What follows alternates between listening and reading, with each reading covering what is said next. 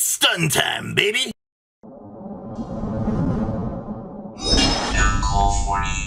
Hey, smash the ever-living crap out of that subscribe button so you guys don't miss out on more breakdowns. Today we're going to be walking through Akenos or Robbie Finanze's list for those of you that are like, oh, stun. So, Akenos has been single bustering this deck the last 2 to 3 weeks, honestly.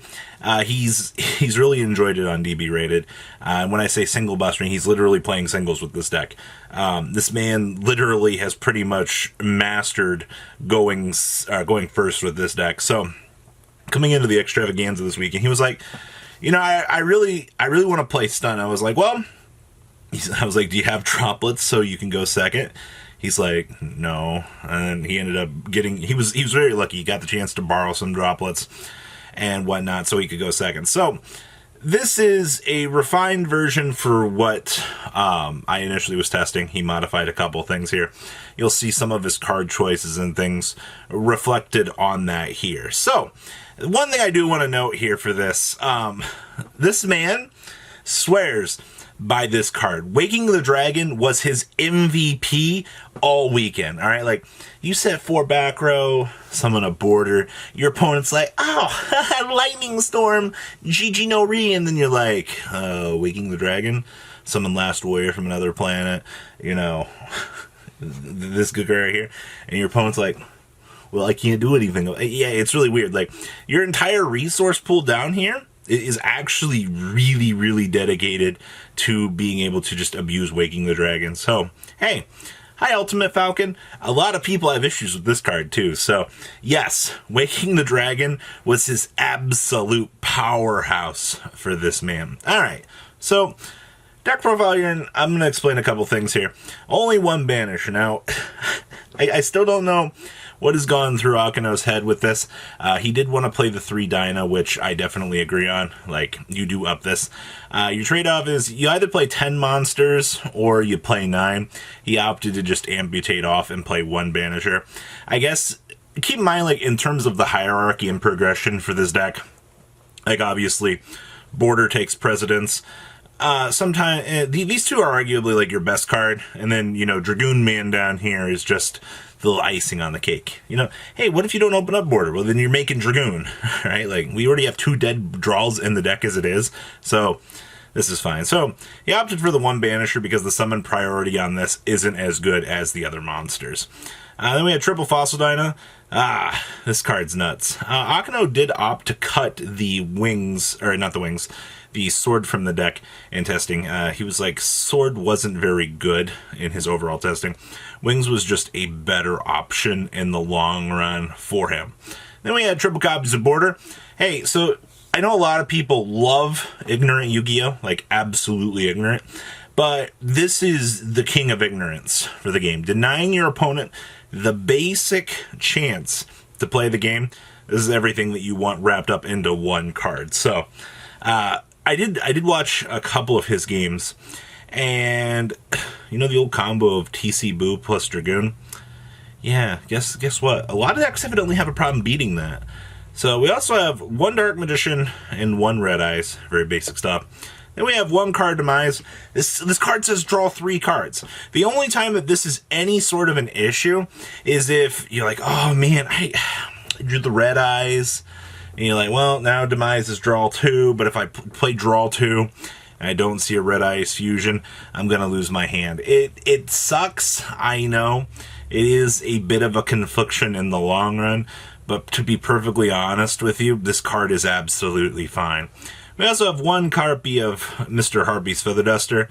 Hey, so Eldritch doesn't like losing their back row, especially if you can Feather Duster them, establish something disruptive. Oh, also speaking of Eldritch, this card right here, you flip this against Eldritch.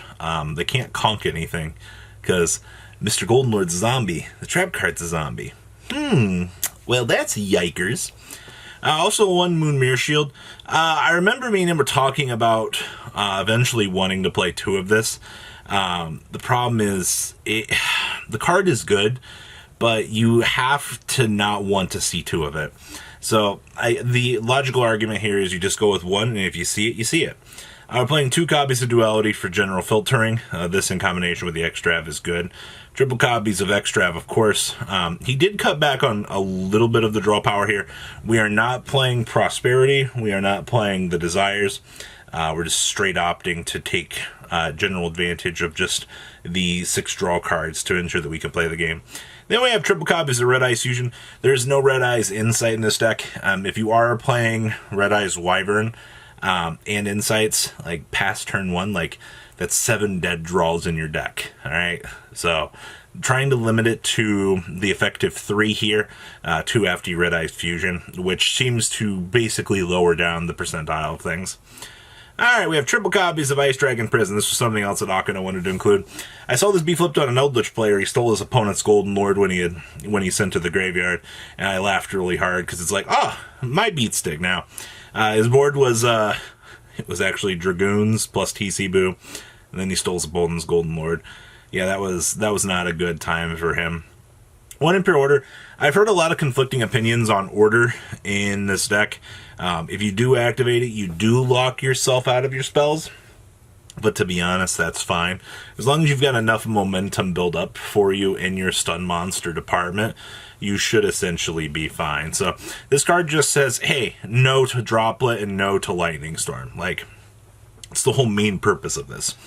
2 copies of Wings.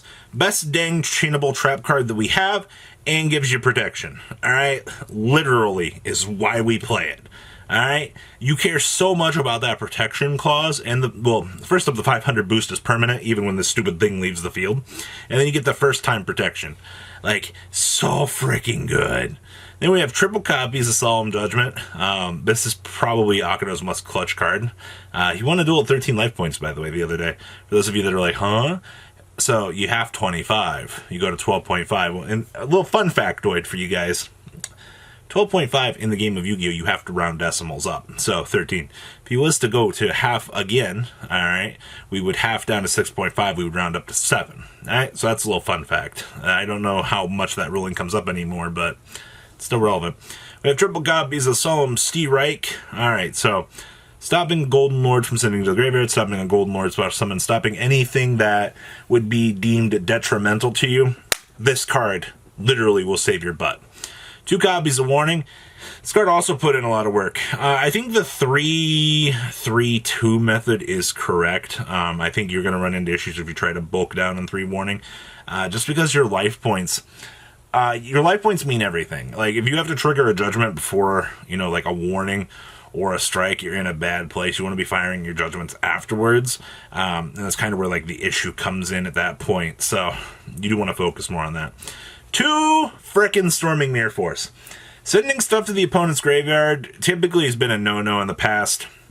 We just continue to play Storming for the bounceability at this point in time.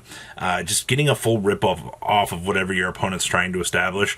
This card literally protects you and allows you to do that. It's just Mirror Force, but it repels. We have triple copies of TC Boo. Yeah, this was really good. Like I said, watching the games that this actually came up, yeah, this was really frickin' good. We have 2 copies of Waking the Dragon, like I said, Akenos' spirit animal, WinCon.